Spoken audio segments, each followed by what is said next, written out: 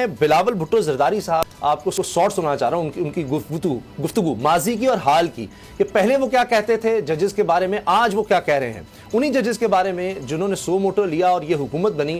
آج انہی ججز کے بارے میں، سپریم کورٹ ججز کے بارے میں، چیف جسٹس کے بارے میں وہ کیا کہہ رہے ہیں، کس طرح حملہ ور ہو رہے ہیں، کس طرح جو سپریم کورٹ ہے یا عدلیہ ہے اس کی آزادی کے خلاف وہ کیا بات کر رہے ہیں، ذرا دیکھیے.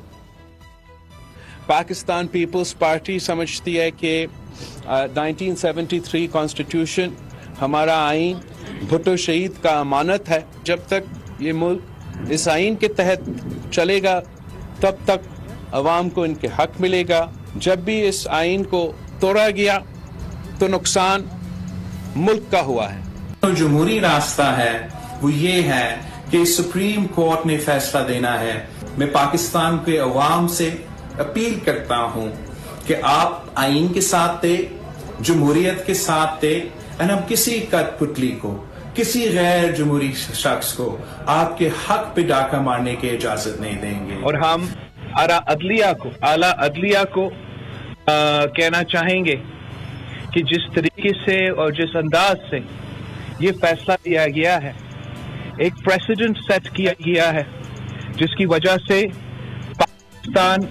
پاکستان کی جمہوریت، پاکستان کے ادارے، پاکستان کا آئین کا تحفظ ہوا ہے. اگر ہم جلدی الیکشنز کا مخالفت کر رہے ہیں تو ہم ضرور ڈیلیڈ الیکشنز کا مخالفت کریں گے.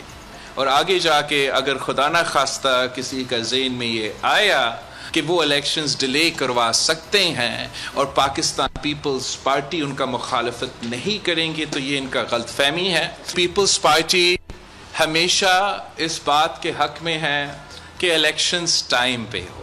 آئین توڑ دیا، 3-4 دن، 1 ہفتہ اور رہنے کے لیے وزیر اعظم، یہ ہم برداشت نہیں کر سکتے ہیں. یہ بھٹو کے جیالے ہیں، آئین امانت بھٹو کا ہے، اعلیٰ عدلیہ نے فیصلہ کرنا ہے.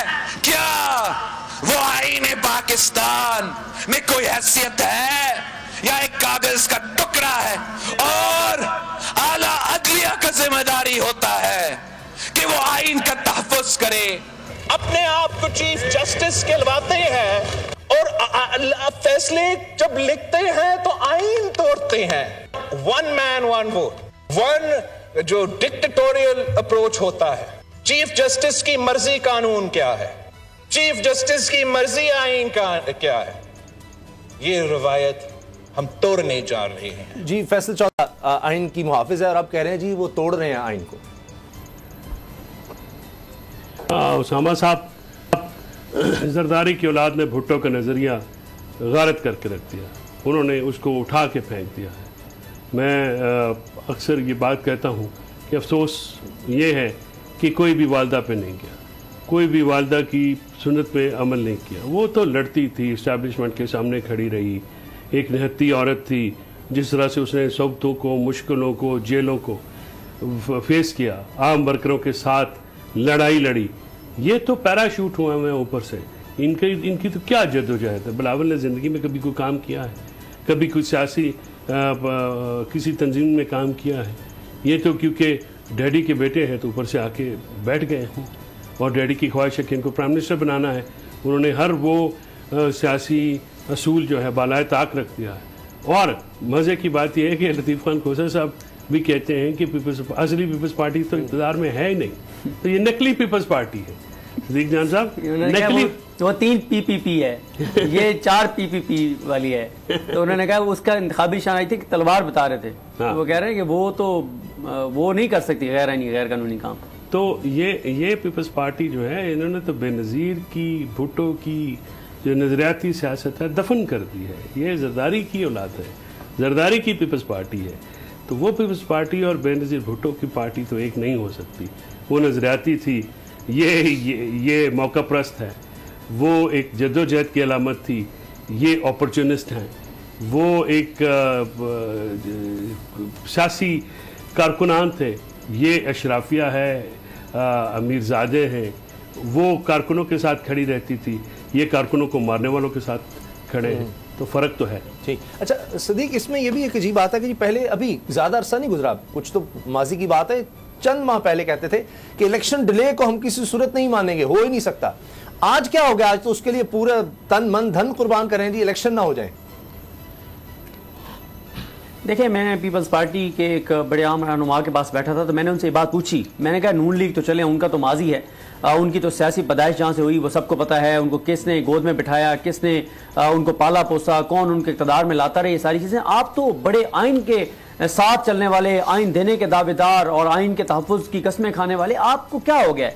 تو انہوں نے بالکل واضح کہا، انہوں نے کہا دیکھیں پیپلز پارٹی اس نتیجے پہ پہنچ چکی ہے کہ اگر آپ اقتدار میں آ سکتے ہیں تو وہ کہاں سے آ سکتے ہیں اور کیسے آ سکتے ہیں. آپ نے پاکستان میں سیاست کرنی ہے تو آپ کو کہاں غلامی کرنی پڑے گی، کس کے ساتھ وفاداری رکھنی پڑے گی، کس کے ساتھ چلنا پڑے گا، کہ کون آپ کو چلا سکتا ہے، کون آپ کو اقتدار میں لا سکتا ہے. ہم بڑے کلیئر ہیں اور ہم اسی راستے پہ چل رہے ہیں. اب یہ انہوں نے کہا انقلابی باتیں اور فلانی یہ انہوں نے کہا ماضی کا قصہ ہے. مزمل، آپ کو لگتا ہے کہ حال میں یا مستقبل میں کوئی چانس نہیں. پیپلز پارٹی حقیقت پسندی کی طرف آ گئی، وہ پرانا وہ دور ختم ہو گیا پیپلز پارٹی؟ بالکل جی، سیکھ لیا اس سے. اس کی وجہ یہ کہ کارکنان نے بھی مار بہت کھائی ہے. اس کے علاوہ 2 پرائم منسٹر جو ہیں ان کو اسیسینیٹ کر دیا گیا. تو اب میرا خیال ہے کہ فائنلی انہوں نے بھی جو پاکستان کی روایتی پالیٹکس ہے، جو کہ پرو اسٹیبلشمنٹ پالیٹکس ہوتی ہے، وہ طریقہ کار اختیار کر لیا. نظر بھی یہی آ رہا ہے کہ وہ ہر اس نیریٹو کو ڈیفینڈ کر رہے ہیں جو کہ غیر جمہوری ہے، اور وہ اسی لیے کر رہے ہیں کہ اب میرا خیال ہے کہ سبق یہی سیکھا ہے کہ اب ذرا اپنا راستہ تبدیل کریں، آئیڈیالوجی کو گھر چھوڑ کر آئیں اور صرف وہ پالیٹکس کریں جو کہ ان کے پرسنل انٹرسٹ کو ایکسٹینڈ کرتی ہے. اور وہ دکھائی بھی دے رہا ہے اس سارے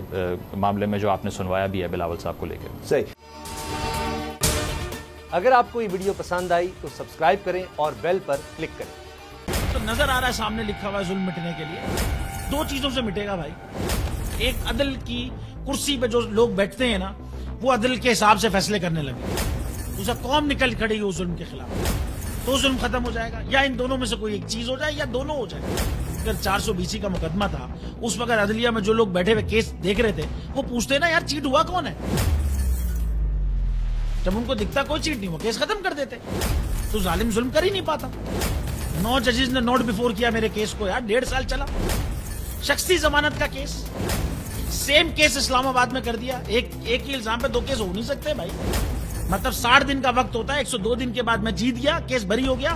102 دن کے بعد اپیل فائل کی، ایکسپٹ کر لی. نہیں کرتے نا ایکسپٹ، ختم ہو جاتا نا ظلم یار. بھری عدالت میں مجھے بری کر دیا، پھر پتہ نہیں کیا ہوا 2.5 گھنٹے بعد کا نوٹ بیفور.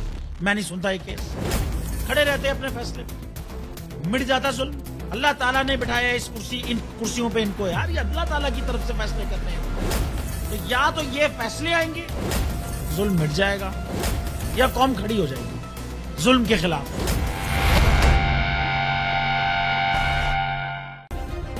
سبسکرائب کریں اور بیل دبائیں تاکہ کوئی خبر رہ نہ جائے.